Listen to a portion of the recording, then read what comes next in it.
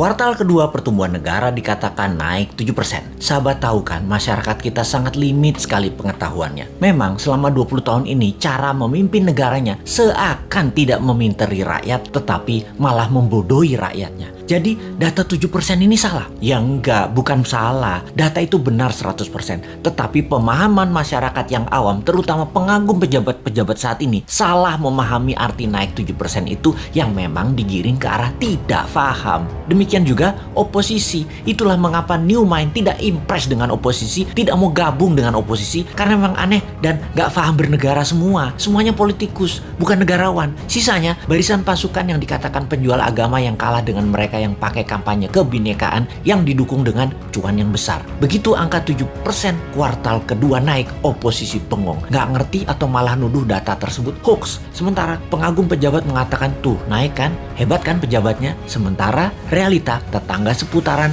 dan orang jauh sebelum PPKM sudah berat ekonominya. Sekarang lebih gak muter lagi, nambah sekarat, butuh oksigen. Kok gak ada yang naik? Begini melihatnya. Biar makin paham bahwa New Mind mencoba memberikan pemahaman cara cerdas bernegara. Naik 7% itu year on year. Paham? Nggak peduli. Gini kita ilustrasikan. Tahun lalu minusnya 1,9%. Tahun ini minusnya 1,7%. Naik dari minus 1,9% ke 1,7% itu naik sekian persen. Betul kan? Ya betul, naiknya begitu kira-kira. Bukan dari 1,9 minusnya total lompat plus 7%. Ya bukan begitu. Jadi data tidak salah. Cuman demi populerisme. Kayak artis gitu deh. Nggak boleh terlihat jelek. Jadi diambillah mengemasnya dari sisi positif. Itu tidak salah. Yang salah adalah pemahaman banyak orang yang terus dipolitisasi. Mangkel deh 20 tahun ini gak dewasa-dewasa juga bernegaranya. Lebih mangkel lagi, kenapa setiap masalah pejabat yang ditugaskan dia lagi.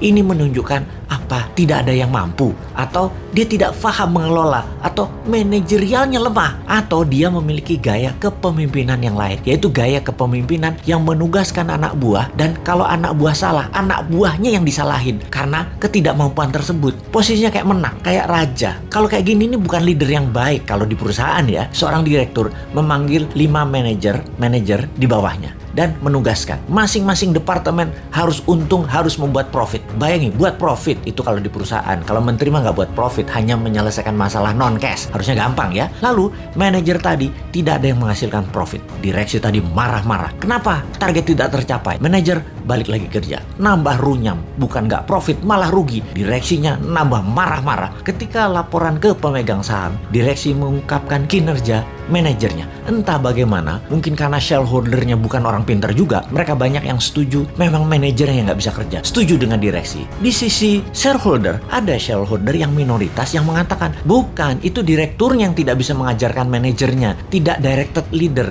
tidak berpengalaman bisnis multinasional. Memang dia yang tidak mampu. Malah ribut sesama pemegang saham dan berusaha membeli saham milik minoritas dengan harga murah. Lalu diusahakan yang beli adalah investor asing, dan yang minat adalah investor dari Tiongkok yang memang mitra dagang perusahaan tadi.